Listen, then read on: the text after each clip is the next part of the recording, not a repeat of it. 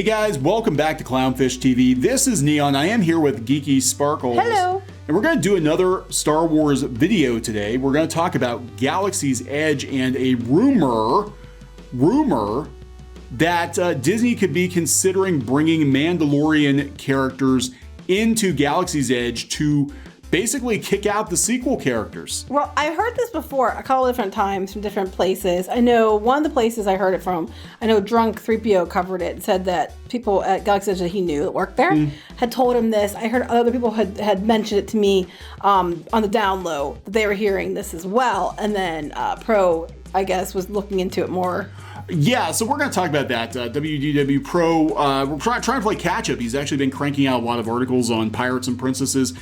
He talked about Galaxy's Edge and the chatter at Disney that since The Mandalorian has proven to be so much more successful with the fandom than the Disney sequel trilogy, that they might actually kind of retheme it a little bit with characters from The Mandalorian or from the rest of the Filoni verse, Ahsoka Tano, etc., which makes complete sense because Disney does this all the time. They always, Luke Skywalker. Yeah, Luke Skywalker. And we're going to talk about the kind of history of Galaxy's Edge and why it initially landed with such a thud. And again, going back to that Lucas Civil War, the Lucas story group, as it's been understood, as it's been told by people who worked on Galaxy's Edge, they were going to go with the original trilogy. They were going to give us Star Wars that was recognizable, and instead the story group and Kathleen Kennedy came up with the sequel era stuff, but it's not even stuff from the movies. It's just like random new planet. They actually made the planet and tried to insert the planet into things after the fact. So how long until Grogu winds up on Batuu? Oh, I think that's in Season 3. I think that's inevitable. They'll totally do that. It won't. Oh yeah. Oh, in the show. Yeah. Okay, so before we get into it, please subscribe for more pop culture news, views, and rants, guys. We're over 166,000 subs.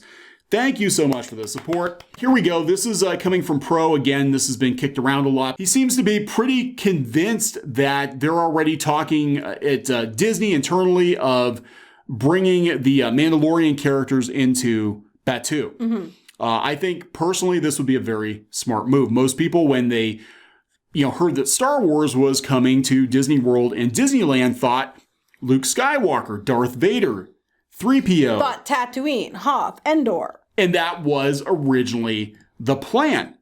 We talked about this last year, that per an Imagineer J. Daniel Jenkins, they were working on an original trilogy version of Galaxy's Edge. That's how they started, because they were looking at Harry Potter and Universal, and they were like, look, you can live these movies. All of these locations are recognizable, and they all look like they did in the movies.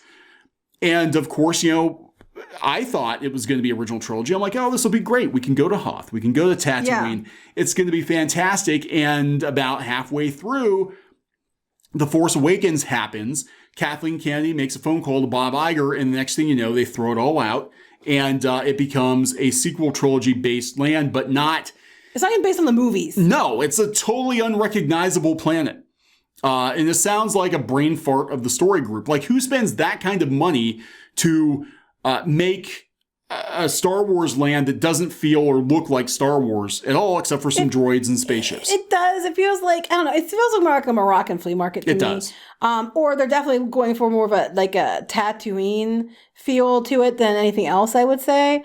But I would love to see Hoth or Endor or something like that instead. Well, the original plan, I think, was for the Batuu area to be Tatooine. Oh, you can tell by the buildings and everything. Yeah, they've got, what would have been Docking Bay 94 and the Cantina. They just mixed it up. There's no question. That's exactly what they were going for. I think they left it that way so they could change it if they had to. Yeah, because we didn't know. We were one movie in. We didn't know how the sequel trilogy was going to be received, and it hasn't been received very well by a lot of people for a lot of different reasons. Of course, the crack really happened with The Last Jedi for some people. You're just the vocal minority screaming about it on the internet.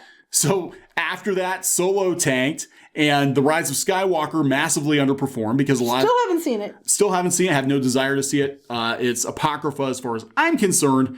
But yeah, so this happened, and then we had cutbacks. They talked about all the cutbacks to this land. This came from Mice Chat or Mice Age. micechat.com last year, where they put out that Disney executives didn't want to have all this immersion. Like, look at Harry Potter. I keep mentioning this several times in different articles I write. Yeah, Harry Potter has immersion. It's got so many little details and the stuff you can do with the wands and going into the candy store. They were supposed to be, okay, I'll tell you what we were told by different cast members and different things they were telling people back when we worked for the other blog and stuff, was that they were going to have technology patented that you could actually put the blaster shots go above you, or that you could interact with things like via like a wand, like you said, like a Harry Potter. Or they were going to have like roaming droids that were going to zip all around, and you're going to be interacting with all these actors, and they were going to have this restaurant with actors, and it was going to be like this huge, huge, huge thing. And then by the time we got it, it was all stripped down. Yep. It was a very budget cut, and they had another ride.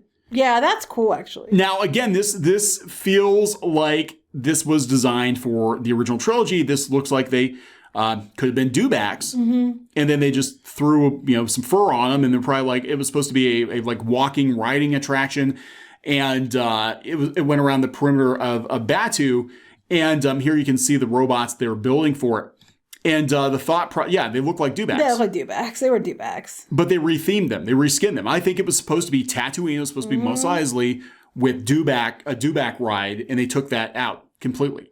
But he said that this is coming from Al Lutz on Mice Chat, said that Bob Chapek came in 2017, looked at the cost. Now he's the CEO, but we told you this guy's budget cut Bob. He came in and said, yeah, this is all too expensive. So they cut all the immersion out, and that led to Galaxy's Edge being called a dud. Well, not just that, the way they did it was insulting too. Like, some of the people that were higher up were like, people would rather look at their phones and post free advertisements for us on Instagram than they would actually see. They did say that. They did say that. Yeah, that's where I got it from, was this. Yeah. And it really sticks with me because it made me so pissed. Their attitude is just so shitty. Yeah, the conventional wisdom among the senior executives leading the parks division was that adding a new Star Wars land with 2 big e-tickets to Disneyland would be more than enough to pack in record crowds at newly elevated ticket prices. Just slap Star Wars on it and they'll come running. Iger literally said that. None of the immersion was needed. The entertainment was needed. They cut this other, dewback. Well, I know they cut out the one restaurant because they said people would rather look at their phones. Yeah.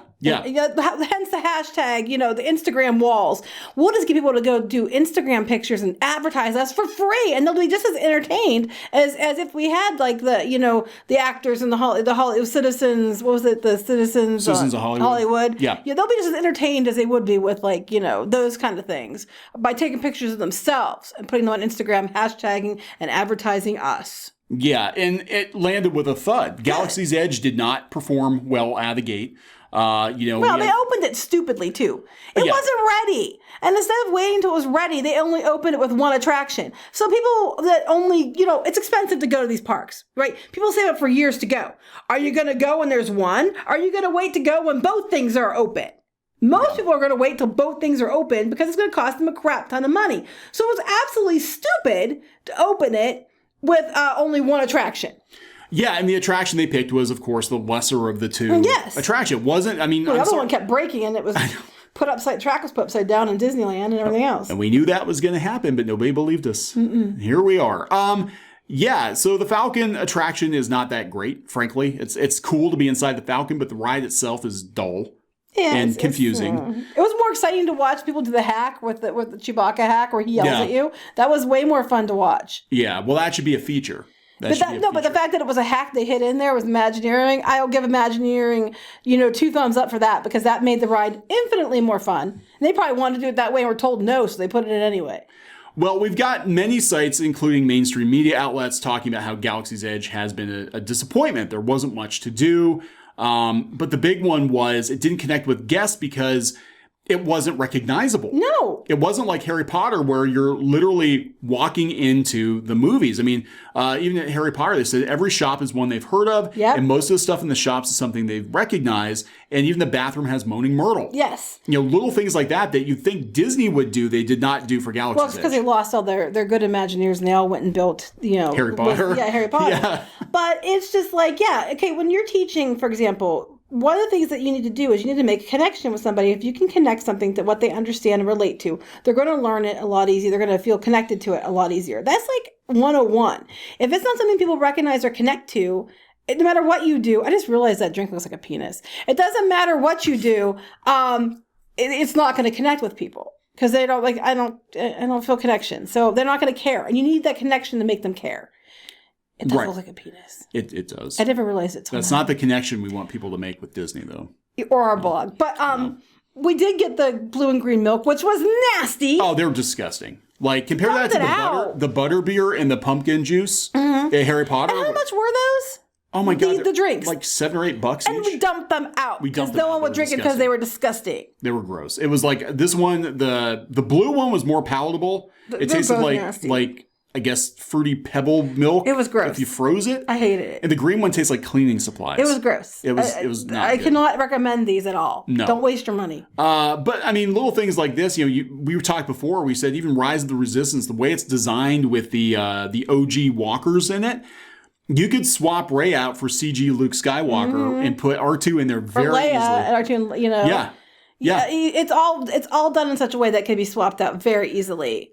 And we've been talking about that for at least a year now, that they could retheme it. Now, we thought they would go back and retheme it for the original trilogy, but it makes total sense to go back and possibly retheme it for The Mandalorian for that time frame. That's big now. That's what people want. Right. And it would be not that expensive to do so. No. So it'll be really interesting to see what they do. But, Disney, again, they got to, at this point especially, I mean, they're closing down freaking Tron. That was supposed to open this year. Well, like I said, I knew something was up because people were pointing out that they had a list of what was coming opening this year, and they had a whole list of it for 2021. And they pointed out that Tron and Guardians were on the list. Yeah. Now I understand that they're a lot more involved, and they might get pushed back a few months, and but I thought for sure Guardians would be open. I thought Tron I can see. Tron they were going to open for the 50th. Yes. Yeah. And everything got kind of pushed back 6 months, which would knock it into 2022. So I can see it. But Guardians should have been open this year. Yeah, that's weird because they were very far along. And it sounds to me like they're milking it as much as they can to kind of spread out the payments on the construction, maybe. But the fact that they're, even kind of putting this stuff on pause right now. And I'm sorry, Galaxy's Edge, it was a huge cluster. It was bringing people in for Rise of the Resistance, but it's had a lot of technical problems. Well, what are they saying who are they saying they're bringing in? Grogu? Who else? Grogu, the Mandalorian, some of the other Filoni verse characters. I know Ahsoka. They were saying they were going to bring Ahsoka in. And I know some people said Luke. They want to see Luke. And so they might be bringing him in. I knew they were talking about switching it to these, more like these characters from The Mandalorian. Yeah. But which makes sense because no one gives two poops about the sequel trilogy, and Disney's trying to distance themselves from that at this point, I think. Yeah, so what... Except for Lucasfilm Story Group. They keep trying to double down on it. Oh, he mentions it. Oh, did he? Pablo Hidalgo is... Good job. Does Pablo Hidalgo realize the future of Star Wars looks completely opposite of what he wants? No. Disney wants money. Exactly what we've been saying. Yep, and he said he can corroborate some rumors that have been floating around that regarding changes to Galaxy's Edge. According to a source close to Disney World Management, Josh D'Amaro has started the process of determining costs and logistics for transitioning Galaxy's Edge in both Hollywood Studios and Disneyland to the timeline of The Mandalorian. Blue French cookies. Yeah, they're going to want Navarro nummies because they're going to charge like $6 each for them.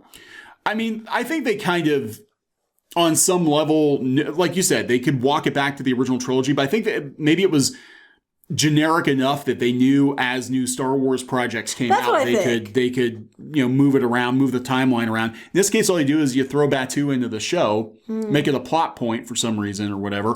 Put Luke Skywalker, Princess Leia in Rise of the Resistance, and they tried to do that with Batu, but they were doing it on games like for the Oculus and stuff that it's limited audience and things like that. So it wasn't going to work because it wasn't like mainstream enough. Yeah, would people be excited about a Mando-themed Galaxy's Edge? I think they would be. Oh, 100%. I think they would be. You bring Baby Yoda in, Grogu, and people will line up. We said before, even Rise of the Resistance, it always felt temporary. Like a lot of the stuff, it was done with screens, and a lot of it would just be a matter of replacing animatronics, redressing animatronics. Everything Kylo Ren does in Rise of the Resistance, you could have Darth Vader. You could tell it could have been either Vader or Kylo Ren. I was just thinking about how they're going to get Baby Yoda in there. It'll just be like what you saw with probably with Dreamfinder and Figment, or it's a puppet, or where they had like Star-Lord and they had Baby Groot and every other thing. I think it's probably gonna end up being like some kind of puppet, and then the Mandalorian, whoever's that will be the puppeteer, and then I wouldn't be surprised they wouldn't do something like that. Put him in his little floating they could do that too, and have it on be wheels or something. Yeah, it's programmed. I think they could do some stuff like that. Yeah, but people get excited about that. They're just, I think, look, the sequel trilogy. This tells you more than anything that the sequel trilogy, in Disney's eyes, it's in the rearview mirror. It's over. I mean, there were a couple of sequel things, like the holiday special and stuff that came out after the fact, but they know they fucked up. They do, and now they're starting to see. Yeah, but they need to start silencing these people, or maybe replacing some of these people who are going out of their way, because every time they take 2 steps forward to try to start sewing that hole up in the fandom, here comes people like Pablo Hidalgo just with a seam ripper, just ripping the hell of it open, trying to cause more trouble because they're trying to keep their vision, their plans going. Well, yeah, and you look at, when you've got Variety calling it out that Pablo Hidalgo, and it's not just him, there are other people at Lucasfilm too. There's not just him. But that they basically reopened all of the old wounds from The Last Jedi and the divisiveness of the fandom and all of that. That Disney's actually getting everybody mostly back on board with Star Wars. And then you've got these guys from the story group out there causing trouble. And I guarantee you there's going to be a shit ton of drama around the High Republic and all of that, because that's their baby.